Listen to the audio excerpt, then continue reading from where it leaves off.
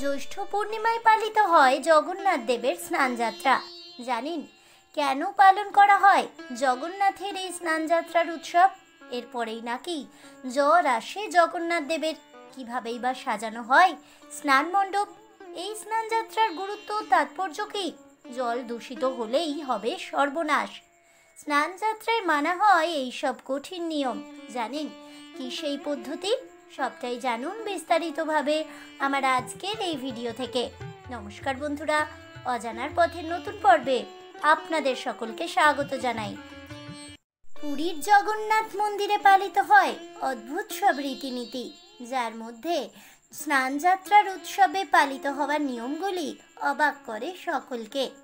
জ্যৈষ্ঠ পূর্ণিমার মাহেন্দ্রক্ষণে শ্রী জগন্নাথ দেবের স্নান করানোর যে আয়োজন, সেটি হলো জগন্নাথের স্নানযাত্রা উৎসব। স্কন্দ পুরাণ অনুসারে রাজা ইন্দ্রদুম্ন যখন জগন্নাথ দেবের কাঠের বিগ্রহ স্থাপন করেন, তখন থেকেই শুরু হয় এই স্নানযাত্রার উৎসব। অর্থাৎ এই দিনটিকে জগন্নাথ দেবের আবির্ভাবের তিথি বা জন্মদিন হিসেবেও পালন করা হয় সমগ্র পুরীধামে। স্নানযাত্রার ঠিক আগের দিন পুরীর মন্দিরের গর্ভগৃহ থেকে জগন্নাথ, বলরাম এবং সুভদ্রার বিগ্রহ তুলে নিয়ে আসা হয় এবং বিশেষভাবে তৈরি করা স্নান বেদিতে নিয়ে এসে বসানো হয়। পুরীর মন্দির প্রাঙ্গণে বিশেষভাবে তৈরি করা হয় এই মণ্ডপ, যাকে আবার বলা হয় স্নান মণ্ডপ। নানা রকমের ফুল ও ছবি দিয়ে সজ্জিত করা হয় এটিকে। এরপর আসে স্নান যাত্রার দিন। এদিন মন্দিরের দেবতা বিগ্রহদের স্নানের জন্য জল সংগ্রহ করেন পুরোহিতগণ। শুধুমাত্র জগন্নাথ দেবকে স্নান করানোর জন্য পুরীতে তৈরি হয়েছে সোনাকুয়োর নামের এক বিশেষ ধরনের কুয়ো। জনশ্রুতিতে শোনা যায় এই কুয়োতে নাকি কখনোই সূর্যালোক প্রবেশ করেনি। এই কুয়ো থেকেই স্নান যাত্রার জল আনেন পুরোহিতরা। জল আনার সময় পুরোহিত ও সেবকগণ তাদের মুখ কাপড় দিয়ে এমনভাবে ঢেকে রাখেন যাতে তাদের মুখ নিঃসৃত কোনো কিছু দ্বারা, এমনকি তাদের নিঃশ্বাস দ্বারাও জগন্নাথ দেবের পবিত্র স্নানের জল যেন কোনোভাবেই দূষিত না হয়ে যায়। এই জল একে একে এনে রাখা হয় 108টি সোনার ঘড়ায়। এই জলে মিশ্রিত হয় নানান রকমের সুগন্ধি ও বিভিন্ন ভেষজ উপাদান। তাছাড়া মন্ত্রোচ্চারণের মাধ্যমেও শুদ্ধিকরণ করা হয় জগন্নাথ দেবের এই স্নানের জল। অন্যদিকে স্নান যাত্রাকে কেন্দ্র করে সমান তালে এগিয়ে চলে বিগ্রহের সাজসজ্জা।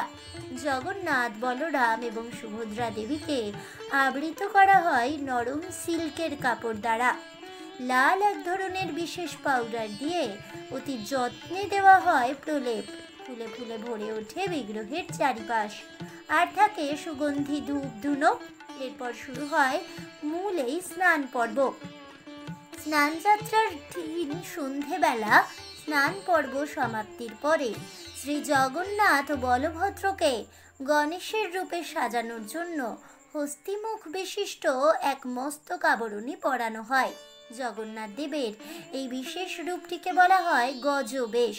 পাশাপাশি সুভদ্রা দেবী এদিন ধারণ করেন পদ্মবেশ। এই নিয়ম শেষে জগন্নাথ দেব প্রতীকীভাবে অসুস্থ হয়ে পড়েন। প্রায় 108 ঘড়া জলে স্নান করে জ্বরে আক্রান্ত হন শ্রী জগন্নাথ, বলভদ্র, সুভদ্রা দেবী। তাই এই সময় তাকে রাখা হয় রাজবৈদ্যের চিকিৎসাধীনে এবং গোপন একটি সংরক্ষিত কক্ষে। জগন্নাথ দেবের এই অসুস্থতার পর্যায়টি অনাসরা পর্যায় নামে পরিচিত ভক্তদের কাছে। এই সময় ভক্তেরা ভগবান জগন্নাথ দেবের দর্শন কোনোভাবেই পান না। বিগ্রহের পরিবর্তে মূল মন্দিরে রাখা হয় 3টি পটচিত্র। কথিত আছে রাজবৈদ্যের আয়ুর্বেদিক পাচন খেয়ে প্রায় এক পক্ষকাল তথা 15 দিনের মধ্যেই সুস্থ হয়ে ওঠেন জগন্নাথ দেব। তারপর 16তম দিনে দাদা বলরাম এবং বোন সুভদ্রাকে নিয়ে রথে চেপে চলে যান মাসির বাড়ি তথা গুন্ডিচা মন্দিরের উদ্দেশ্যে। আর এই মাসির বাড়ি যাওয়াকেই বলা হয় রথযাত্রা। আজ এ পর্যন্তই। জয় প্রভু শ্রী জগন্নাথ দেবের জয় হোক বলভদ্র সুভদ্রা দেবীর। এই বলে আমার আজকের ভিডিওটি আমি এখানেই শেষ করছি। তাহলে বন্ধুরা, জগন্নাথ দেবের স্নানযাত্রা আসলে কি, কিভাবে এই উৎসবটি পালিত হয় জগন্নাথ ধামে, সেসব বিস্তারিত জেনে আপনাদের কেমন লাগলো অবশ্যই আমাকে কমেন্টে জানাবেন। ভিডিওটি ভালো লেগে থাকলে লাইক শেয়ার করতে ভুলবেন না। আমার চ্যানেলের নতুন বন্ধু হয়ে থাকলে চ্যানেলটিকে সাবস্ক্রাইব করে দেবেন আর পাশে থাকা বেল বাটনটি প্রেস করে রাখবেন নতুন ভিডিওর নোটিফিকেশন পাওয়ার জন্য। ফিরে আসছি পরবর্তী ভিডিও নিয়ে। ততক্ষণ সবাই ভালো থাকুন, সুস্থ থাকুন আর অবশ্যই সঙ্গে থাকুন আর দেখতে থাকুন অজানার পথে।